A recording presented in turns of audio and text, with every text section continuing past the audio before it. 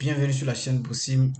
Alors les gars, j'espère que vous allez bien. Donc une toute petite vidéo seulement, rapidement, voilà, pour essayer de vous expliquer clairement. Je pense qu'il y avait un abonné entre autres qui demandait à quel moment on peut activer l'option des sols élastiques sur robot lors de l'étude en fait. Voilà, parce qu'il faut savoir qu'en fait, c'est, c'est, c'est une chose en fait que beaucoup de personnes voilà, ne le font pas lors de leur étude. Donc j'ai remarqué ça plusieurs fois.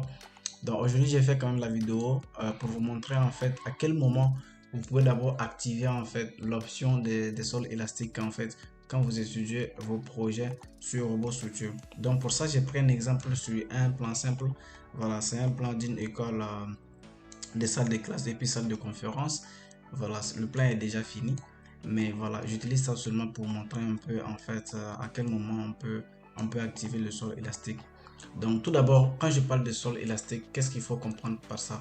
Donc je pense que ceux qui ont fait par exemple les cours de géotechnique ne pourront pas vraiment oublier ça.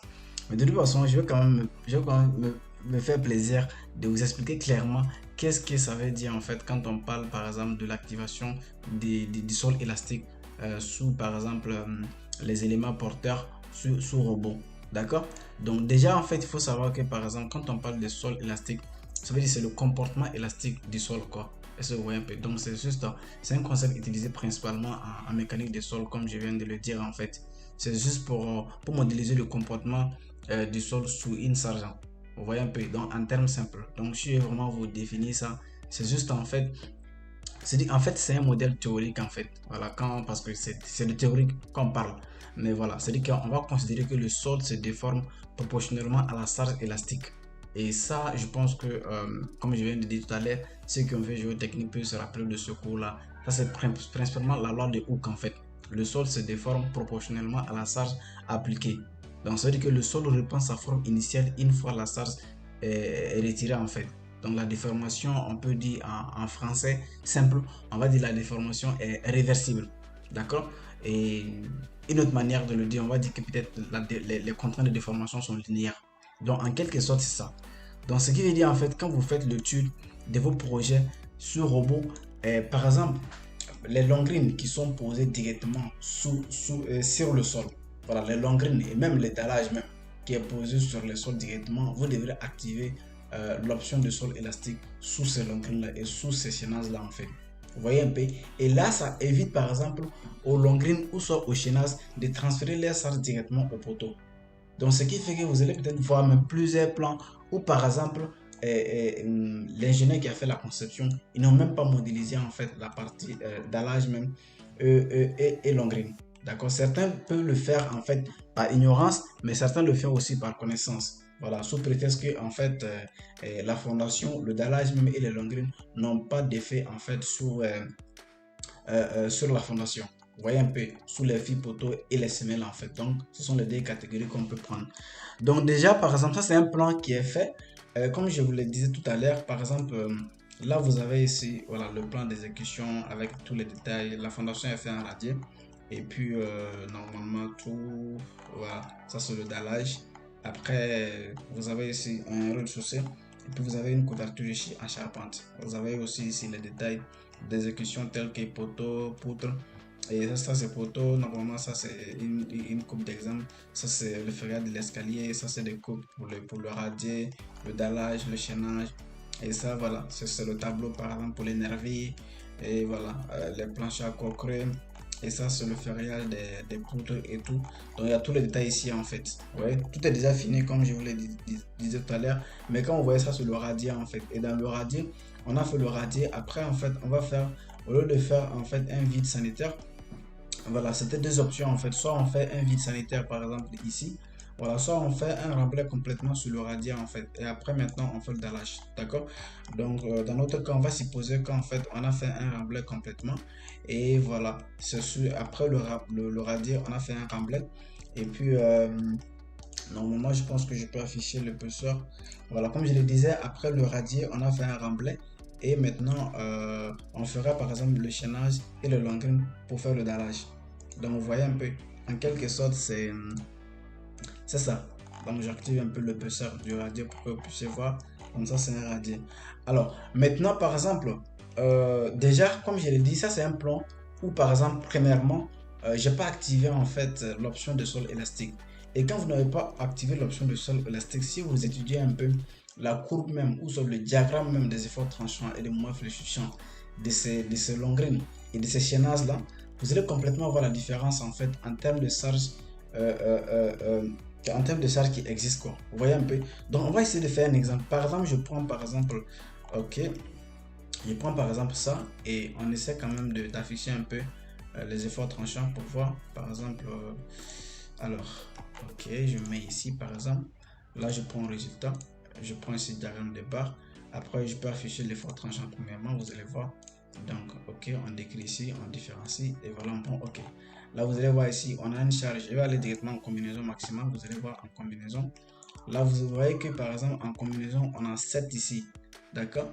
Et 7 quoi, je pense, c'est 7 kN parce qu'on est déjà en l'effort tranchant. Ok? Donc 7 kN en fait, presque 8 kN maximal. D'accord? 8 kN maximal, la charge maximale en fait. Et donc, par exemple, ici, pour l'effort tranchant, on est à 8. Et par exemple, pour le mouvement fléchissant, on va voir un peu le mouvement fléchissant directement ici. Le mouvement fléchissant, vous allez voir que ça c'est 7 en combinaison. Voilà, on est à 7. D'accord? En combinaison, on est à 7. Et là, je pense que la courbe n'est pas... Je vais diminuer un peu l'échelle. Là, vous voyez un peu. Vous pouvez désactiver le croquis. Vous allez voir. Voilà. Donc, par exemple, en combinaison ici, on est à... Ok. On est à 7 aussi. Vous voyez? On est à 7. En combinaison, on est à 7. Ok.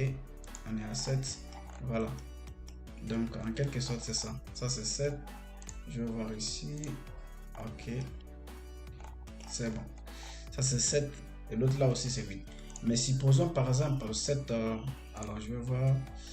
Je ne me rappelle pas du numéro que j'ai pris. Ok, le numéro 34. Je pense que c'est ça, non? Numéro 34. On va voir. Je vais afficher l'effort tranchant. Juste pour me rappeler. Ok, ça, c'est 5. Ok. En combinaison, voilà, ça 7. Donc, c'est l'élément 34. Voilà. Donc, on ferme. Maintenant, supposons par exemple qu'on essaie de venir ici, on active l'option des sols élastiques. Donc, je prends poutre ici. Voilà, je prends tout ce qui est longueur d'échaînage.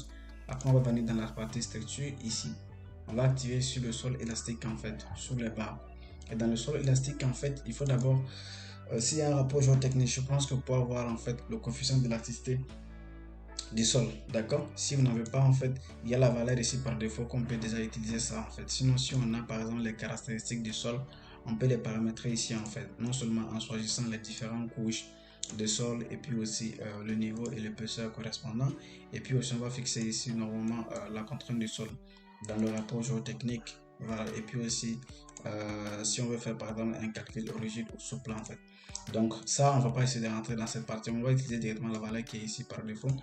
Voilà. Je verrai bien en fait pour vous montrer en fait un document officiel avec toutes ces données là pour qu'on puisse remplir en fait. Parce que cette partie quand tu viens, on met pas de données ici pour mettre. Non, il faut les mettre suivant vraiment le document que vous avez en main. Si vous supposez des données, vous risquez d'avoir des résultats qui ne correspondent pas réellement.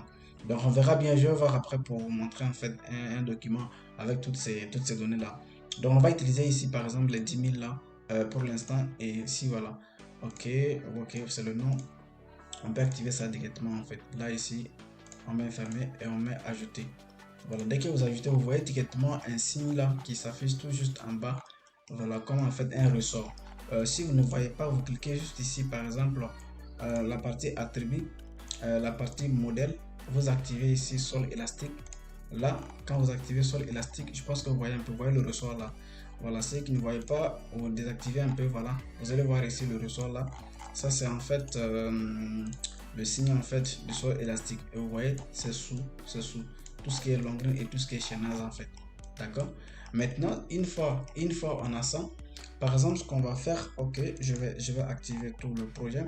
Donc maintenant, je relance encore les calculs. Et voilà, on va voir un peu ce que ça nous donne en fait.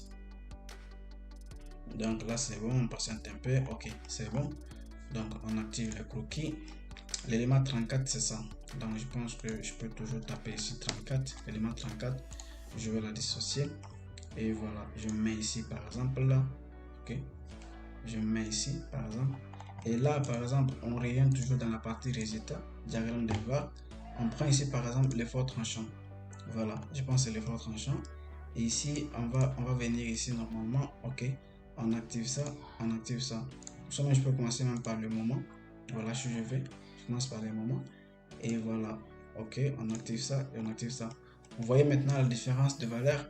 Là, je pense qu'on va venir là, par exemple, on augmente un peu, je dirais moi, l'échelle, ok, je dirais 1. Ok, voilà. Là, vous voyez la courbe ici. Vous voyez la courbe du mouvement fléchissant. Là, par exemple, tout à l'heure, on était à combien? On était à 7. Mais là, vous voyez, on est à 1. Un maximum, même c'est 2. Vous voyez la différence de charge qui a diminué en fait. Ok. Là, par exemple, on va afficher l'effort tranchant. Vous voyez ici, tout à l'heure, l'effort tranchant, on était à 8. D'accord? Maintenant, on est à 3. Vous voyez la différence? Il y a jusqu'à 5 kg qui a diminué en fait. Ça, vous allez voir, imaginez si vous n'avez pas vraiment activé l'effort tranchant, ça veut dire que les 5 kg de plus là vont être ajoutés en fait au plan de au sas de la fondation. Et là, en ce moment, c'est ce qu'on appelle du surdimensionnement en fait.